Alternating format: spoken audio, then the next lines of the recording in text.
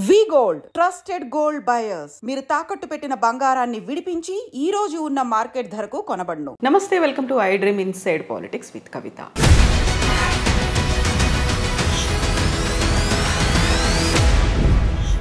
అక్రమంగా అమెరికాలో చొరబడ్డటువంటి వలసవాదుల్ని చేతులకి కాళ్ళకి సంకెళ్ళు వేసి మిలిటరీ విమానంలో పంపించేస్తోంది అమెరికా. అందులోనూ మన భారతీయులు కూడా ఉన్నారు. అయితే దీనిపై విపరీతమైనటువంటి విమర్శలు, వివాదాలు మొదలైపోయాయి. ఈ నేపథ్యంలోనే ప్రధానమంత్రి నరేంద్ర మోదీ 12-13 తారీఖుల్లో అమెరికాలో పర్యటించబోతున్నారు. పరిస్థితుల్లో ఏమైనా మార్పు వస్తుందా? ఏం జరగబోతోంది? మనతో పాటుగా ఉన్నారు డాక్టర్ జయప్రకాష్ నారాయణ గారు. సార్ నమస్తే. నమస్తే కవిత. సార్, గతంలోనే మనం మాట్లాడుకున్నాం, ట్రంప్కి ఒక సిద్ధాంతం అనేది లేదు, తను ఏది పట్టుబడితే అది చేసేస్తారు అనేది. నిజంగా ఇంతమంది వలసదారులు వచ్చారు, అందులోనూ మెక్సికో, ఎల్ సాల్వడార్ తర్వాత భారతీయులు అత్యధికంగా ఉన్నారు అనుకున్నప్పుడు వాళ్ళని కూడా పంపించడం అనేది కొంచెమన్నా వాళ్ళని ఒక మర్యాదపూర్వకంగా గౌరవంగా చూడలేదు. ఎందుకు కాళ్ళకి చేతులకు బేడీలు వేసి ఎందుకు పంపిస్తున్నారు అనే మాట సార్ ఎలా చూస్తున్నారు మీరు? మన కోణ నుంచి చూస్తే పాపం ఏదో బతుకు తెరువు కోసం పోయారు, వాళ్ళని పంపించేటప్పుడు ఇంత అవమానించి పంపించాలని మనకు అనిపిస్తుంది. సహజం, అది సహజంగా దేశంలో కొంత ఆవేదన ఉంటుంది. కానీ ఇంకో కోణం నుంచి చూడండి మీరు, అక్రమంగా వెళ్ళిన వాళ్ళు అంటే నేరస్తులు, ఏదో అన్ని వేసాలుండి అక్కడ చిన్న చిన్న పొరపాటు జరిగిన వాళ్ళు కాదు. లక్షల రూపాయలు ఈ మాఫియాకి, ఏది అక్కడ ట్రాఫికింగ్ దళారులకి ఇచ్చి వెళ్ళిన వాళ్ళు, నిరుపేదలు కూడా కాదు. 30-40 లక్షల రూపాయలు ఎవరు ఖర్చు పెట్టగలరు? అది ఒకటి. రెండోది, మన విమానాల్లో వాళ్ళని తీసుకొస్తే మన దేశానికి పద్ధతి వేరు. వాళ్ళ విమానాల్లో వాళ్ళు పంపిస్తున్నారు, ఎవరు ఒకళ్ళని కాదు. ఆ ప్లేన్లో ఉన్న వాళ్ళంతా ఇలా వచ్చిన వాళ్ళే. వాళ్ళు చాలా డెస్పరేట్ అయిపోయారు అనుకోండి. డెస్పరేషన్తో వెళ్ళింది అక్కడికి. విమానాన్ని మధ్యలో హైజాక్ చేశారనుకోండి, వీళ్ళందరూ ప్రయాణికులు అందరూ కలిసిపోయి హైజాక్ చేసేదో దాష్టికానికి పాల్పడ్డారు అనుకోండి, అప్పుడు ఏమవుతుంది? వాళ్ళని అడిగితే వాళ్ళు ఆ మాట చెప్తారు. ఎందుకంటే మొత్తం విమానంలో కొన్ని సినిమాల్లో మీరు చూసుంటారు, నేరస్తుల్ని జైళ్ళకి వెళ్ళిన వాళ్ళని విమానాల్లో తరలిస్తుంటే వాళ్ళంతా హైజాక్ చేయటం అలాంటి సినిమాలు నాటకీయంగా అనిపించవచ్చు. కానీ విమానంలో ప్రయాణికులు అందరూ కూడా నేరస్తులైనప్పుడు, వాళ్ళ దృష్టిలో చాలా ఫ్రస్ట్రేషన్లో, చాలా డెస్పరేట్గా ఉన్నప్పుడు వాళ్ళందరూ కలిసి విమానంలో వెళ్తున్నారు, రైల్లో వెళ్ళట్లా, బస్సులో వెళ్ళట్లా. ఆ విమానాన్ని ఏమన్నా చేస్తే ఏమవుతుందని చెప్పిన భయం వాళ్ళకు ఉంటుంది. కాబట్టి వాళ్ళ ఫిజికల్గా అదుపు చేయటం, వాళ్ళు పారిపోతారు. విమానంలో ఎక్కడ పారిపోతారు? విమానంలో అందరూ కలిసి దాడి చేస్తే ఆ సిబ్బంది మీద, విమానాన్ని హైజాక్ చేసి ఎక్కడో సివిలియన్ ఏరియాలో క్రాష్ చేస్తానో, మరొకటి చేస్తానో, ఇంకోటి చేస్తానో ఏమవుతుందని చెప్పిన భయం వాళ్ళకు ఉంటుంది. అంచేత నా దృష్టిలో పరిష్కారం దానికి ఏంటంటే, ఈ చిన్న అంశానికి, నిజమైన అంశం ఇది కాదు. నిజమైన అంశం అక్రమంగా వెళ్ళే వాళ్ళని ఆపించాలి. మనం కూడా మన ప్రయోజనాల దృష్ట్యా. సక్రమంగా వెళ్ళే వాళ్ళకి నైపుణ్యంతో డాక్యుమెంట్స్ వెళ్ళే వాళ్ళకి ఇబ్బందులు లేకుండా ఉండేట్టుగా మనం వాళ్ళతో కూర్చొని ఏర్పాటు చేసుకోవాలి. అది నిజమైన అంశం. మధ్యలో ఈ కొన్నాళ్ళకి మందేస్తూ ఉన్నాళ్ళు గుడిపోయినట్టుగా ఈ చిన్న అంశం మొత్తం చర్చలు పక్కన పట్టిస్తుంది. కానీ దీనికి నా దృష్టిలో పరిష్కారం, మీరు మీ విమానాల్లో గౌరవంగా మాకు దగ్గర తీసుకోండి అని చెప్పంటే దొరకదు. ఈ ప్రశ్న సమాధానం మన దగ్గర లేదు. మనం హామీ ఇవ్వగలమా? విమానంలో కూర్చునే వాళ్ళంతా కూడా ఏ రకంగా లేకుండా చాలా మర్యాదగా ఉంటారని. మామూలుగానే విమానంలో ప్రయాణం చేస్తుంటే ఎయిర్ హోస్టెస్ మరొకళ్ళు చాలా అవమానిస్తుంటారు, అరుస్తుంటారు మన కల్చర్లో. అలాంటి కొన్ని సంఘటనలు చూస్తుంటాం. కాబట్టి మా విమానాల్లో మేము తెచ్చుకుంటాం. ఒకసారి మీరు మాకు అప్పు చెప్పాక వాళ్ళ బాధ్యత మాది అని మనం తీసుకుని అవ్వకండి. మనం సంఖ్యలు వేస్తామో వేయకుండా ఉంటామో అంత మన బాధ. అప్పుడు గొడవ లేదు. అలా పరిష్కారం ఆలోచించాలి తప్ప ఇది భారత్ను అమెరికాకి మధ్య యుద్ధంగా ఈ విషయాన్ని భావించకూడదు. ఉద్రేకంతో మనం సాల్వ్ చేయాలి. అవతల వాళ్ళ బాధ కూడా గురించి. మన దేశం నుంచి ఉదాహరణకి పాకిస్తాన్కు మరో దేశంలో నేరస్తుని మనం పంపించాం. మనం అమెరికా స్థాయి కాదు. అప్పుడు మన దేశంలో ఉండాలని వాళ్ళని కోరుకోవట్లేదు. కానీ బాగా ఇక్కడే ఉండాలని కోరుకున్నది వాళ్ళకి. అక్కడికి పోతే భీతి అంటే గందరగోళం ఉంది. మరి వాళ్ళని ఏదో రకంగా కట్టడి చేయకపోయినట్టయితే, విమానాన్ని వాళ్ళు పక్కదో పట్టిస్తే ఏమవుతుంది? అంచేత మన విమానాల్లో మనం తెచ్చుకున్నట్టయితే ఇబ్బంది ఉండదు. కాకపోతే సార్, ఇప్పుడు మాల్యా లాంటి వాళ్ళని, నీరవ్ మోదీ లాంటి వాళ్ళు, మెహుల్ చోస్కి వాళ్ళని కోట్లాది రూపాయలని వాళ్ళకి రైట్ ఆఫ్ చేసేసి వాళ్ళు ఎక్కడున్నారో తెలీదు, తెలిసినప్పటికి కూడా వాళ్ళని తీసుకువచ్చే ప్రయత్నాలు ఇవన్నీ జరగనప్పుడు వీళ్ళు పాపం అమాయకంగానో లేకుంటే ఇంకెవరి మాటలో నమ్మి వెళ్ళిపోయిన తర్వాత వీళ్ళని అంత అమానవీయంగా తీసుకురావాలనేది ఇక్కడ డ్యూయల్ రోల్ ఉందా సార్? రెండుకి తేడా ఉంది. మనం చాలా ఎమోషనల్గా చేస్తున్నాం. నీరవ్ మోదీ కానీ మాల్యా కానీ క్రమక్రమంగా తిరిగి వస్తున్నారు ఇండియాకి. వాళ్ళు ఆ దేశంలో ఎవరే దేశంలో ఉన్నా ప్రజాస్వామ్య దేశాల్లో రాజ్యాంగం కింద వాళ్ళ హక్కులు స్వేచ్ఛలు ఉన్నాయి, ప్రాథమిక హక్కులు స్వేచ్ఛలు ఉన్నాయి. దాని ప్రకారం డ్యూ ప్రాసెస్, కోర్టులకు వెళ్ళటం, ఎక్స్ట్రడిషన్ కోసం మనం కోరితే ఈ కారణంగా మమ్మల్ని పంపించదని వాళ్ళు కోరటం, చివరికి కోర్టు తీర్పు అవటం, అంతా కూడా వాళ్ళు డబ్బులు ఉన్నాయి కాబట్టి మంచి లాయర్లు పెట్టుకుంటారు, కోర్టులకు వెళ్తారు. అంతేగాని మనం తీసుకోవడం మన చేతుల్లో లేదు. మనం ఎవరం కూడా నీరవ్ మోదీనో మాల్యానో మరొకరినో తీసుకురావద్దని మనం అనుకోవటం కాదు. ఆ దేశంలో పోయి దాడి చేసి వాళ్ళని తీసుకొచ్చే శక్తి లేదు, అధికారం లేదు మనకి. వాళ్ళు మనకు పంపించడానికి సిద్ధపడాలి. దానికి ఒక ప్రాసెస్ ఉన్నది. ప్రపంచంలో ఎంత కుబేరుడైతే అంత ప్రాసెస్ ఆలస్యం అవుతుంది. కోర్టులో అంత గట్టి లాయర్లను పెడతారు, అంతగా వాయిదా వేస్తూ పోతుంటారు. అంతే తప్ప ఇక్కడ వీళ్ళని మనం తీసుకురావటంలా. ఆ దేశంలో చట్టాలు ఉల్లంఘించారు, అక్కడ కోర్టులు వీళ్ళ కేసులు ఒప్పుకోలేదు కాబట్టి విధిగా రావాల్సి వస్తుంది. అలా చూడాలి తప్ప దీని పెద్దాన్ని మనం ఒక ఎమోషనల్ కోణం నుంచి చూస్తే పరిష్కారం రాదు. సో ఇప్పుడు టారిఫ్లు విధించడం అనేది అమెరికాకి ఏ దేశం నుంచి స్టీల్, అల్యూమినియం ఇలాంటివి వచ్చినప్పటికీ కూడా 25% వాళ్ళ మీద సుంకాలు విధిస్తాము అనేటువంటి ఒక ప్రకటనతో పాటుగా ప్రతి చోట కూడా ట్రంప్ తన మార్కును చూపిస్తున్నాడు అనే మాట వినిపిస్తుంది. అదే సమయంలో పొద్దున ఒక మాట చెప్తున్నాడు, మధ్యాహ్నం ఇంకో మాట చెప్తున్నాడు, సాయంత్రం ఇంకో మాట చెప్తున్నాడు. మామూలుగా ఏంటంటే పరిపాలనలో ఎప్పుడు కూడా విధానం ఏం కావాలని మల్లగొల్లాలు పడుతూ ఉంటారు. కొందరు ఇలా చేస్తే బాగుంటుంది అంటారు, మరికొందరు అలాగా దానిలో ఇబ్బందులు ఉన్నాయి, ఇలా చేస్తే బాగుంటుంది అంటారు, మరికొందరు ఇంకో రకంగా అంటారు. ఇవన్నీ చర్చించుకుని నిగ్గు తేల్చి చివరికి ఏది మంచి విధానం ఆలోచించి అప్పుడు పై స్థాయికి పంపిస్తారు. ఓ ప్రధానమంత్రి స్థాయిలో, దేశ రాష్ట్రపతి స్థాయిలో, ప్రభుత్వం స్థాయిలో ఇవన్నీ ఈ ఆలోచనలు, ఈ లాభ నష్టాలని బేరీ చేసుకుని పంపిస్తారు. ట్రంప్ ఏమవుతుంది, పురిలో ఏదో ఆలోచన పడుతుంది, వెంటనే ఆయన దేశాధినేతగా ప్రకటించేస్తున్నాడు. మధ్యాహ్నానికి అది కష్టం అనిపిస్తుంది, వెంటనే మార్చుకుంటున్నాడు.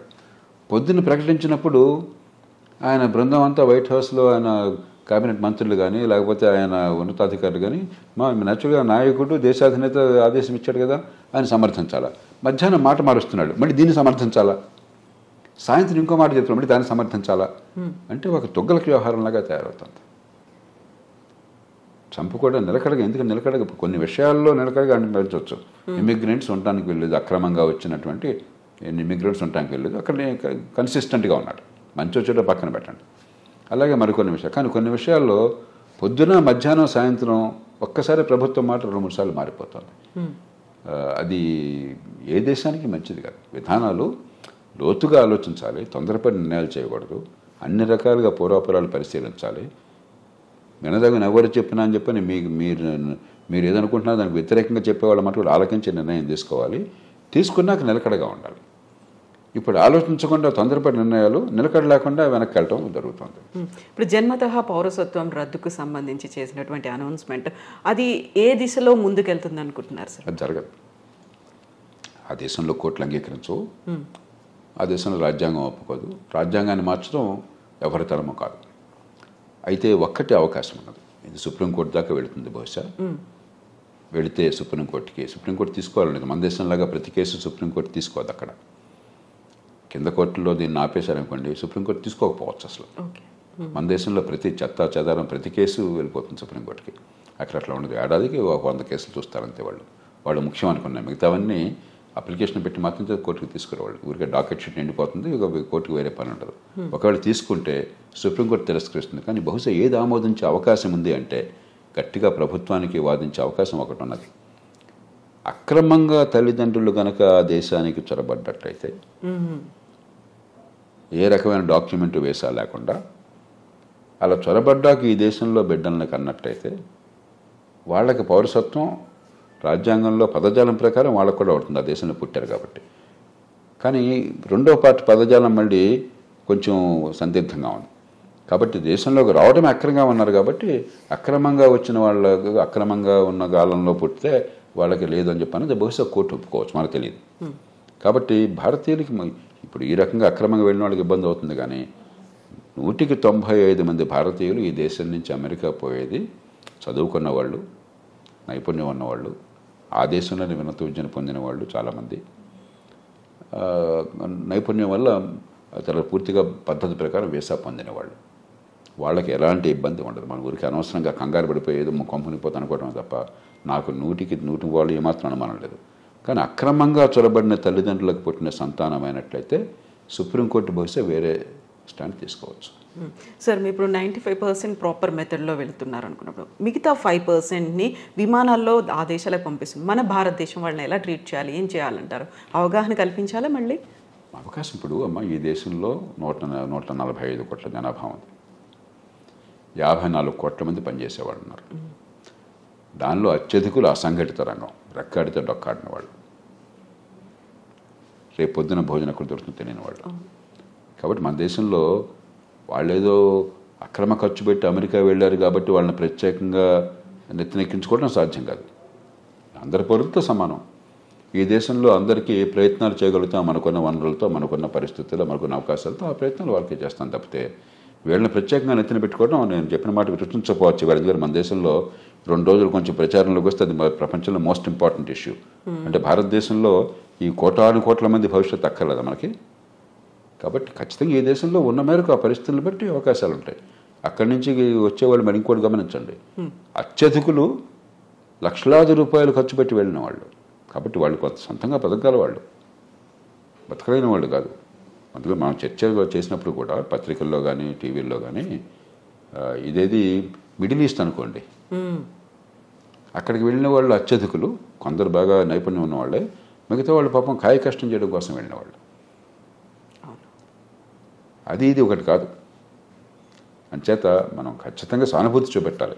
అంతేగాని మిగతా అన్ని వదిలేసి వీళ్ళ కోసం ప్రత్యేకంగా ప్రభుత్వాలు చేయమంటే మిగతా ప్రజలంతా ఏంటి? ఈ దేశంలో ఒక భేద దేశం, కోట్ల మంది అసంఘటిత రంగంలో ఉన్నారు. 185-90 మంది నెల జీతం లేనటువంటి కష్టపడి పనిచేస్తున్న వాళ్ళు, రెక్కాడి దగ్గర డొక్కాడిన వాళ్ళు. అందరి సంగతి పట్టించుకోవాలి ప్రభుత్వం. అందరితో పాటు తప్ప అందరికంటే ఎక్కువగా నెత్తిన పెట్టుకోవడం సాధ్యమో కాదు, అవసరమో లేదు.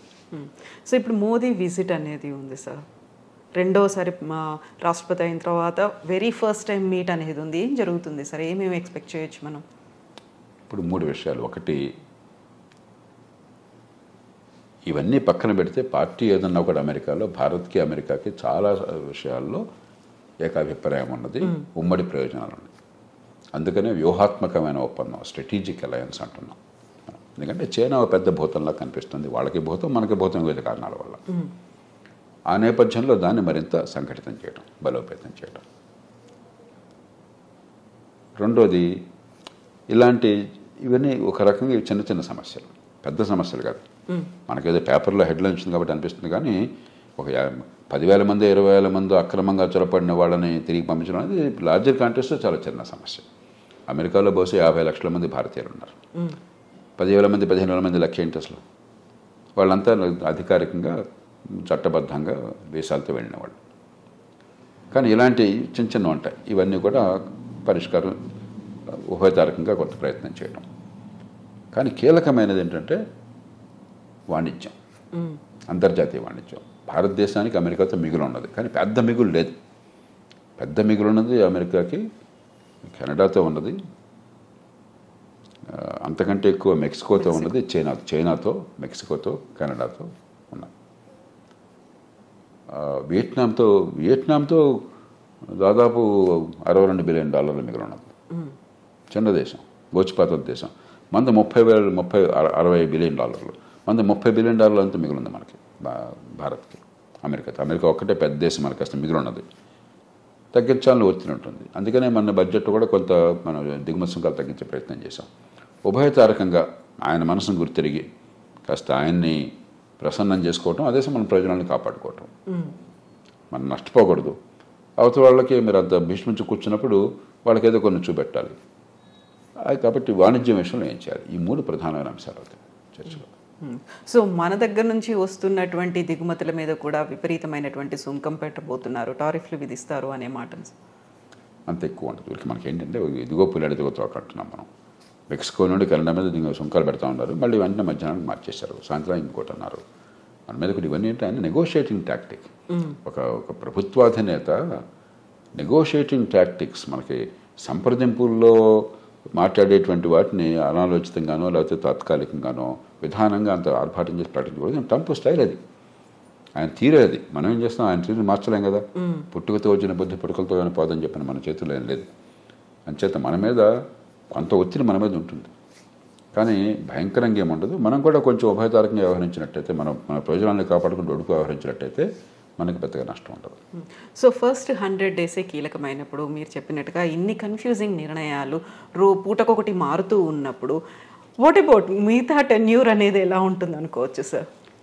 ఇప్పుడు అమెరికాకి ఏమవుతుందో అమెరికా వాళ్ళు చూస్తుంటారు, మీకు నాకు బాధపడాల్సిన అవసరం లేదు. ప్రపంచానికి ఏమవుతుందని ఆలోచించాలి. ఏమవుతుందంటే అమెరికా తిరుగులేని నాయకత్వం ఉన్న దేశం, ఆర్థికంగా కానీ సైనిక పరంగా కానీ ప్రపంచంలో కాస్త ఏమనాలి, ఒక కోఆర్డినేషన్, కొన్ని మౌలిక సూత్రాలు, కొన్ని మౌలికమైనటువంటి పద్ధతులు, అంతర్జాతీయ వాణిజ్యం కావచ్చు, మరొకటి కావచ్చు, ఇలాంటి విషయాల్లో అమెరికా ఒక పెద్ద పాత్ర వహిస్తోంది. అమెరికా ఆదర్శంగా ఉంటుంది. అది క్రమేణా పలచబడుతుంది ఇది కొనసాగితే.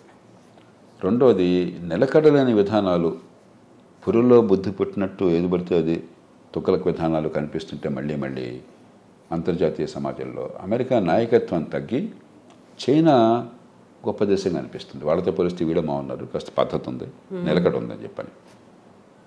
కాబట్టి ట్రంప్ కానీ ఆయన బృందం కానీ కొద్దిగా ఉభయతారకంగా వ్యవహరించకపోయినట్టయితే అమెరికా నాయకత్వం బలహీనపడి చైనా నాయకత్వం పెరిగే అవకాశం ఉంది.